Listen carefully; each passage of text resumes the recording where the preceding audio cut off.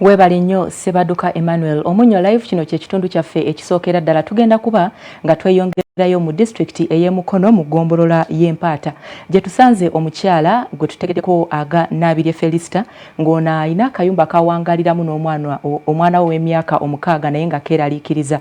Omukyala ono yagongobala naye nga embeera gye bawangaliramu si nnungi, ekyokulya kyakuwa manta era abatuuze batutegeezezza nti kye baba basobodde kye bamukwatirako. Kaakati omwana we w'emyaka 6 wanjagidde abazira kisa okusobola okubadduukirira. Felista Nabirye nga mutuuze mu ggombolola y'Empaata mu district y'Emukono embeera gy'alimu ekaabya amaziga.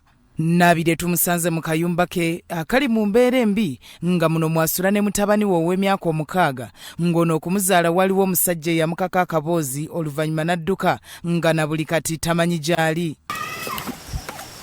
Ye omwana annyonnyodde embeera gy'ayitamu ne nnyina.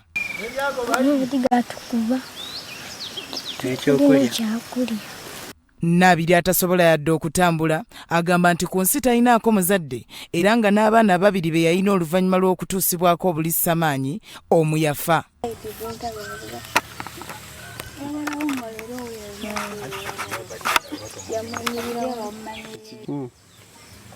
Lyagoba Mukoome ategeezezza nga bwe baava Kamuli mu Busoga okujja okufuna obuddamu eno mu Kyaggwe nga mu kiseera kino ye ne mwannyina tebalina kye bazze eri omumwa olw'embeera gye balimu. Ono asabye abazira kisa baveeyo bayambe mwannyina.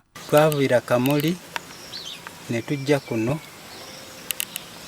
tunoonya obubuddamu bwe tuliko nga tunoonya ne mwannyina ze babirye.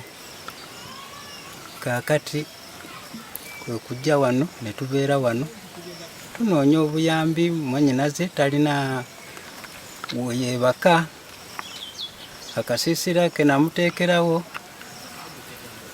kyokka katonnya n'ekyokulya tetulina. Abatuuze be twogeddeko nabo bategeezezza ng'omukyalo ono bwe bagezezzaako okumuwa ekyokulya kye baba basobodde ng'era nga bali mu bweraliikirivu olw'ennyumba mwasula. Ffe tufubako kye tusobola naye tetusobola kubamatiza.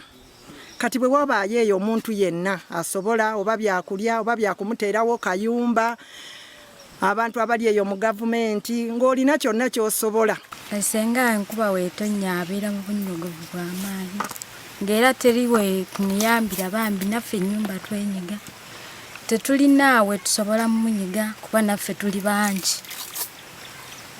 Kati tubeera bwe tutyo era we tumuyambyeko ne tutereza ekigundi kimuliko ne tukola ki. Emmanuel Mbonye nga ye Speaker wa district y'Emukono alaze okuteerya omukyalo ono n'omwana olw'engeri gye basulamu ng'essaawa yonna balirundibwa abavubuka abanywi b'enjaga ne baddamu ne bamukaka omukwano. Yeeyiya bweyiya okubeerawo era ffe nga bakulembeze tukola bukozi kisoboka okumubeezaawo okuyita mu byokulya ebyokunywa nga sukaali, sabbuuni, bijanjaalo, kawunga ne tubikwasa ababirinaanyeewo oba muganda mwannyina asobole okubeera ng'amufumba. Abakulembeze kwe kukoowoola bakulembeze bannaffe oba abo Katonda baasobozesezza okubeerako n'akasente akatonotono ke basobola okusaddaaka tumuteerewo akayumba naye kaba ka luumu emu oba bbiri.